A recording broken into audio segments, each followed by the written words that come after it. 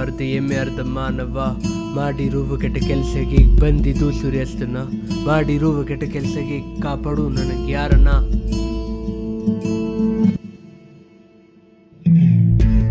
ದರರರಂ ದರರರಂ ದರರರಂ ದರರರಂ ದರರರಂ ದರರರಂ ದರರರಂ ದರರರಂ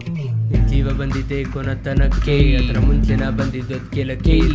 ನಿಮ್ ಸಾವಿನ ಹರಕೆ ಏನಂತೆ ಕೆಲಕ್ಕೆ ನಾ ಬಂದಿರುವುದು ಕೆಲಗೆ ರಾಜ್ಯದು ನನಗೆ ಭವಿಷ್ಯ ನೋಡಬೇಕಿತ್ತು ಹೌದು ನೋಡ್ಕೊಂಡು